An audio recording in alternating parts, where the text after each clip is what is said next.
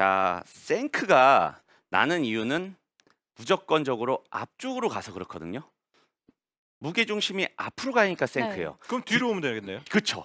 근데 그게 어떻게 해야 되는지를 몰라서 생크가 나는데 일단 기본적으로 앞쪽으로 간다는 거는 우리가 상체가 조금 앞으로 가서는 그렇게 크게 생크가 나진 않아요.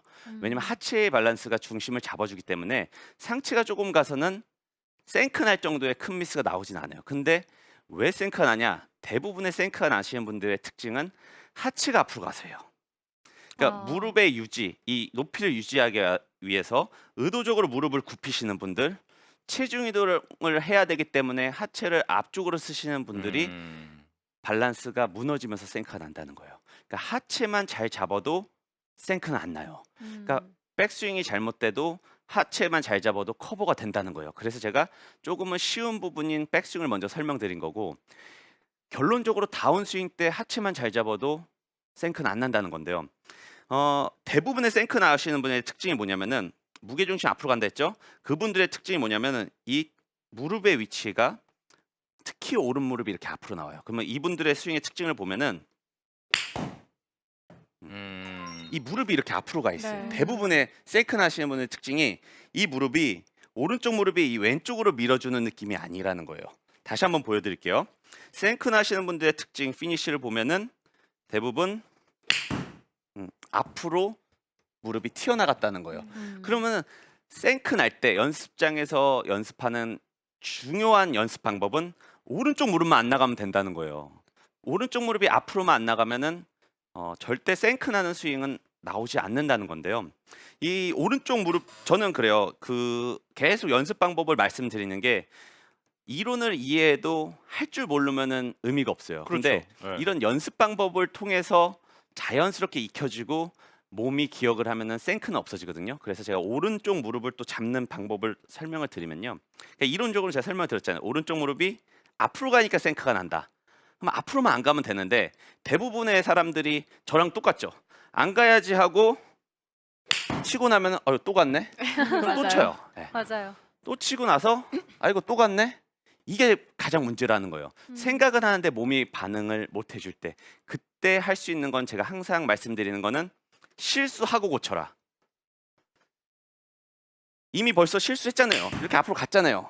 이거를 끝나고 나서라도 이렇게 바꿔버릇 해야 된다는 거예요. 아 계속. 네, 다시 한번 보여드리면은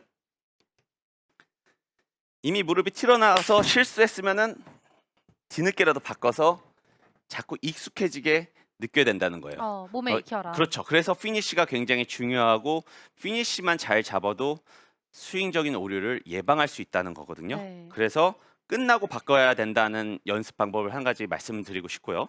또 가장 중요한 연습 방법 중에 하나가 오른 무릎을 없애는 거예요. 스윙 중에 오른 무릎이 전혀 보이지 않게 이제 연습을 하는 건데요. 셋업을 이렇게 쓴 상태에서 오른쪽 다리를 최대한 뒤로 빼는 거예요. 본인이 이렇게 앞뒤 밸런스를 가지면서 오른발을 최대한 빼고요. 이 뺀 상태에서 스윙을 하는 겁니다. 자, 이렇게 했을 때의 특징이 뭐냐면은 약간 토우 맞아요.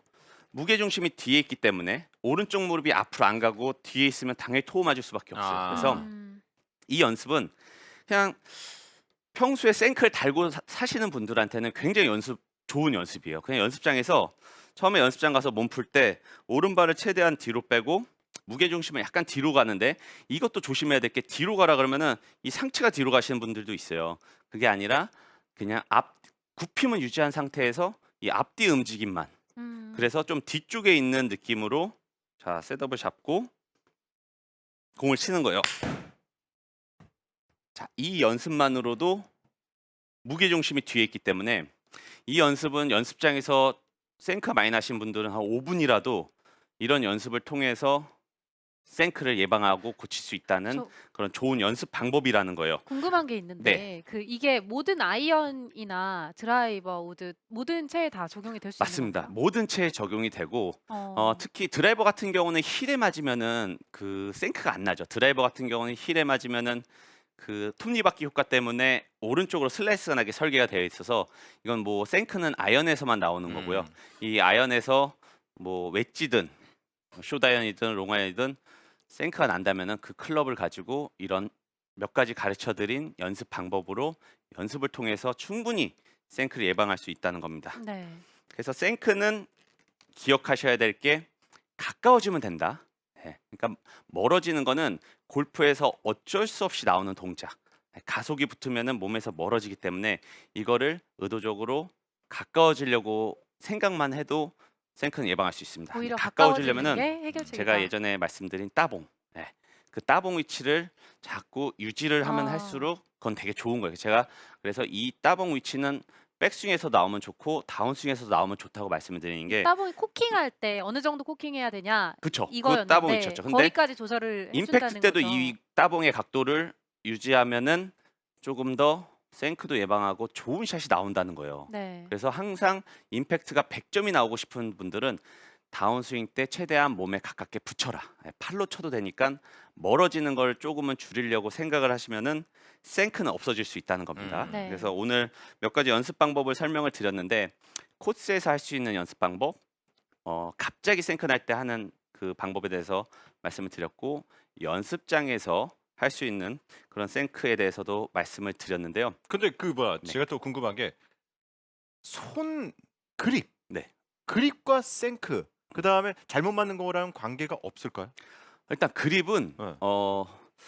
강해야 돼요. 그러니까 많은 분들이 생크가 나면은 부드럽게 잡아야지 생크가 안 난다고 생각을 하는데 네. 대부분 이 그립이 약해서 나오는 게 생크거든요. 그래서 그 아. 부분도 잘못 알고 계신 분들이 굉장히 많은 것 같아요. 그래서 그립이 생크가 나시는 분들은 조금 더 견고하게 잡아서 내 헤드가 무겁기 때문에 이걸 컨트롤할 수 있는 어느 정도의 악력이 필요하다는 거. 그 부분도 기억을 하면 굉장히 좋을 것 아, 같습니다. 예. 이거는 또 많은 분들이 좀 알고 있어야 될 것 같아요. 그립은 좀 더 강할수록 생크를 방지할 수가 있다. 예방할 수 있다. 오히려 예. 더 느슨하게 잡는 것보다는. 느슨하게 잡는 것보다. 아. 예. 그래서 물론 너무 강해도 생크가 날 수 있죠. 근데 저는 둘 중에 선택을 하라면 강한 게 훨씬 예방하기에는 좋다는 거를 말씀드리고 싶어요. 음. 그다음에